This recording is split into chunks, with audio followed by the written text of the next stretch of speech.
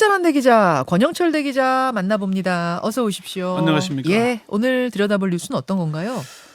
용산 12구 참사가 일어난 지 55일째입니다. 네. 158명의 안타까운 목숨을 잃었지만 참사 원인 규명은 아직도 요원합니다. 지금까지 고위공직자 중 누구 하나 책임지는 사람도 없고요. 경찰의 수사는 참사 50일이 지나도록 용산에만 머무른 채 사실상 답보 상태에서 벗어나지 못하고 있다는 비판이 나옵니다. 그래서 경찰의 수사가 어디까지 진행됐고 어떤 문제가 있는지를 짚어보고자 합니다. 네, 그러니까 뭐 국정조사는 국정조사고 사실 네. 특수본이 수사를 하고 있는 거잖아요. 네. 조사가 아니지 수사를 하고 있는 건데 수사가 어디까지 진행됐나 한번 살펴볼 때가 된 것 같아요. 네. 먼저 이임재 전 용산경찰서장에 대한 구속영장 실질 심사는 내일이죠. 그렇습니다. 이전 서장에 대한 영장 심사는 내일 오전 10시 30분에 열리고요. 송병주 전 용산서 112 상황실장도 같이 심사를 받습니다. 이전 서장은 헬로윈 기간 경찰 인력을 더 투입해야 한다는 안전대책 보고에도 불구하고 사전 조치를 하지 않고 참사를 인지하고도 적절한 구호 조치를 하지 않아서 인명피해를 키운 혐의를 받고 있고요. 예. 또 뭐 허위 공문서 작성 행사 혐의도 받고 있습니다. 송 전 실장의 경우에는 참사 직전 압사 위험을 알리는 112 신고에도 적절한 안전 조치를 하지 않은 혐의를 받고 있고요. 네, 자 용산 서장 수사는 거기까지. 네. 박희영 청장, 용산구청장에 대한 수사는 어디까지 진행 중입니까? 지금 구속영장 청구가 됐는데요. 코로나 확진이 돼서 박 구청장이 내일 원래 영장 심사가 열릴 예정이었는데 확진 격리 중에서 격리 해제가 되는 오는 26일로 연기가 됐습니다. 연기가 됐어요. 최원준 용산구 안전재난과장도 26일 날 이루어집니다. 이 용산 재난과장도 안전재난과장도 영장이 코로나예요? 청구됐습니다. 아닙니다. 코로나는 아니고. 같은 혐의이기 때문에. 같은 혐의라서. 예, 예. 알겠습니다. 용산구청장하고 간부들이 휴대전화를 교체했다던데 이건 왜 그렇습니까? 경찰 특수본이 이제 용산구청 간부들이 조직적으로 증거 인멸을 시도한 게 아닌가라는 의혹을 가지고 수사를 진행하고 있습니다. 포렌식 결과에 대해서는 경찰이 아직 뭐 공개하지 않고 있고요. 박형 용산구청장과 용산구청장 수행비서 A씨 등은 참사 일주일 뒤인 지난달 5일에 기존의 갤럭시 휴대전화를 썼는데 네. 아이폰을 새로 구매해서 바꿨습니다. 또 A씨는 휴대전화를 교체한 후에 분실했다고 주장하고 있는데 이전 휴대전화는 확보하지 못한 걸로 이렇게 알려지고 있고요. 용산구 지역 안전 책임자인 문인환 안전건설 교통국장도 참사 이후에 휴대전화를 변기에 빠뜨렸다면서 새로 바꿨고요. 바꿨는데 이제 이 문 국장은 영장이 경찰이 신청했는데 검찰에서 보강 수사 지시를 해서 반려가 된 상태입니다. 분실했다, 예. 뭐 변기에 빠뜨렸다. 이유는 다 다른데 어쨌든 상당히 많은 사람들이 지금 바꿨다는 거네 휴대폰을. 그래서 아마 증거 인멸 의혹이 있는데 본인의 혐의에 대해서는 우리가 증거 인멸을 적용하지 않거든요. 그런데 이게 이제 영장 발부 사유에 증거를 인멸할 우려가 있다는 게 발부 사유가 되기도 하잖아요. 그렇죠, 네. 그렇죠. 지금까지 그럼 구속된 사람은 몇 명입니까? 2명입니다. 2명. 경찰 수사로 구속된 사람은 박성민 전 서울경찰청 정보부장, 김진호 전 용산경찰서 정보과장 2명입니다. 두 사람은 참사를 막을 수 있는 정보 보고를 받고도 네. 조치를 하지 않았고 참사가 일어나자 이를 삭제하도록 한 혐의입니다. 자, 구속은 2명, 실질 심사 기다리는 사람 2명, 입건한 사람은 몇 명입니까? 21명입니다. 지금까지. 21명. 김광호 서울경찰청장이 가장 고위직이고요. 구속영장이 청구된 박희영 용산구청장, 이임재 전 용산경찰서장, 그리고 수사를 받고 있는 용산소방서장 등 모두 21명입니다.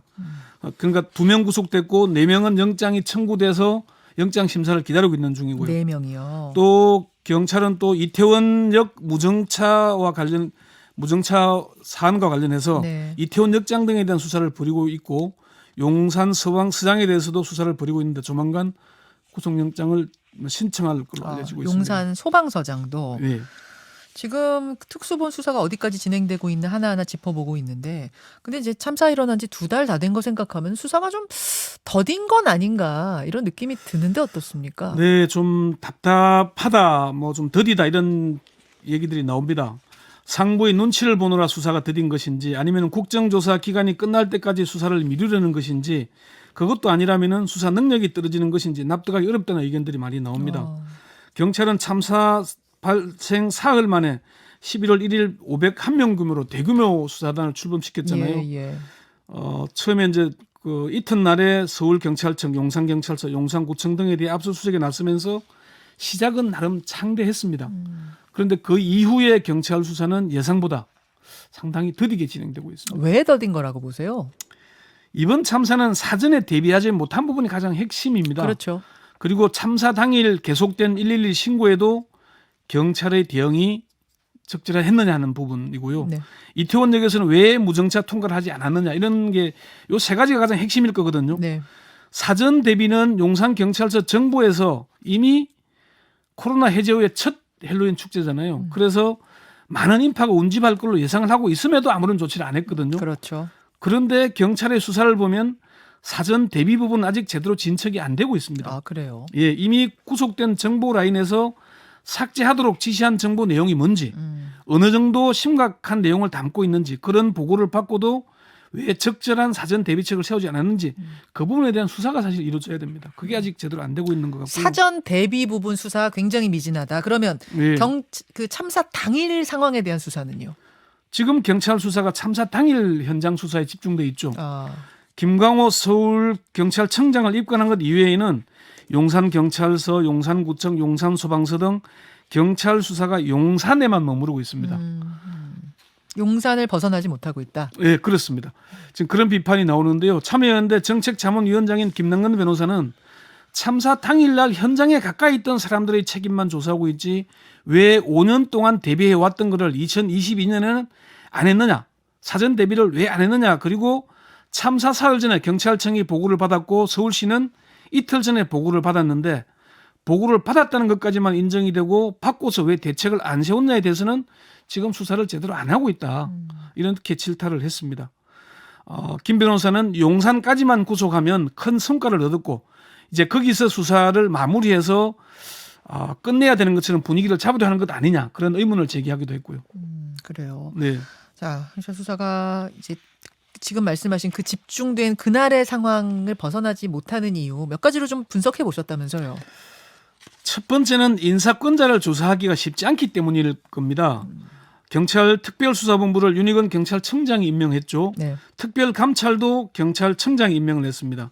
임명권자가 수사 대상자가 되거나 감찰 대상자가 된다면 조사가 원활하게 진행될 수 있을까요? 경찰의 한 고위 관계자는 이런 경우에는 청장은 조사 대상이 될 수 없다 이렇게 얘기를 했고요. 이상민 행안부 장관도 경찰 인사권을 쥐고 있지 않습니까? 네. 그런 얘기가 있고요. 그래서 지금 이제 이게 그 경찰이 경찰을 수사하는 셀프 수사 방식 합당하냐 이런 논란이 여전히 그래서, 일고 있습니다. 예. 두 번째는 경찰이 대형 참사를 직접 수사하거나 지휘해본 경험이 별로 없기 때문이다. 이런 지금까지 분석을 합니다. 대형 참사 뭐 성수대교니 네. 저 삼풍백화점이니 세월호니 이런 참사 발생했을 땐 그럼 어떤 식으로 항상 수사했었죠? 검찰과 경찰이 합동수사본부를 구성하고 합동. 검찰이 수사 지휘를 주로 해왔죠. 또 경찰이 수사 대상이 되면은 검찰이 별도 수사팀을 꾸려서 수사를 했고요. 아하. 그럼 검찰은 이번엔 아예 수사를 하나도 못하는 겁니까? 금수환박으로 검찰의 수사에 한계가 있는 건 사실입니다만은 사실 수사를 할 수는 있습니다. 11월 7일에 열렸던 국제법사위에서 민주당 김남국 의원이 뭐 그런 대형 참사 때 합동수사본부 꾸렸지 않느냐라고 질문을 하니까 한동훈 법무장관이 수사권을 박탈하셨지 않느냐. 검수환박이 됐으니까 대형 참사에 대해 수사본부를 대검에 만들 수는 없다 이렇게 반박을 하기도 했어요. 그렇죠. 네, 그렇지만 이번 참사는 검찰이 수사할 수도 있고 지휘를 할 수도 있다는 게 법조인들의 의견입니다. 아니 검수완박인데 어떻게 합니까? 대형 참사가 검찰 수사에서 빠진 건 맞습니다만은 예. 경찰 공무원이 범한 범죄도 검찰의 수사 대상이거든요. 아 경찰 공무원이 범한 범죄로 보면 개입할 수 그렇습니다. 있다. 경찰의 업무상 과실치사상죄나 묵직무유기, 직권남용, 허위 공문서 작성 등도 검찰의 수사 대상이고요. 어허. 특히 경찰의 자체 수사가 셀프 수사라고 의심받는 특별한 상황이니까 예. 검찰이 경찰의 사건 이송을 요구할 수도 있고 이전의 대형 참사 때처럼 검경합동수사본부를 꾸리면 가능합니다. 그 방법도 가능은 하다 그런 말씀. 세 번째는 윤석열 대통령이 일종의 가이드라인을 제시했기 때문 아니겠냐 그런 분석도 나옵니다. 이건 무슨 말씀이죠? 지난 11월 7일 국가안전시스템 점검회의에서 윤 대통령이 경찰을 질책하면서 이런 발언을 했죠. 그중 한 발언 잠시 들어보시죠. 예. 엄연히 책임이라고 하는 것은 있는 사람한테 딱딱 물어야 되는 거지 그냥 막연하게 뭐 다 책임져라. 그거는 현대사회에서 있을 수 없는 일이에요. 그러니까 윤 대통령은 도로가 푹 꺼졌다든지 지방자치단체에서 관리하는 시설이 무너져 내리거나 그래서 사람이 다치면 자치단체에서 책임을 지는 것이고 상황에 대한 관리가 안 돼서 거기에 대규모 샀다고 넣었다면 그것은 경찰 소관이다. 이걸 자꾸 섞지 말라 이런 얘기를 했었어요. 그러니까 참사의 책임이 경찰에 있다는 부분이 좀 강조가 되는 건가요? 그렇죠. 현장에서의 대응에 문제가 있다고 한 겁니다. 그런데 이제 윤 대통령 이런 발언에 대해서 국민의힘 당권 주자인 유승민 전 의원은 대통령의 말씀은 검사의 언어, 검사의 생각이다. 법률적으로는 맞는지 몰라도 인간적, 윤리적, 국가적으로는 잘못된 말이다.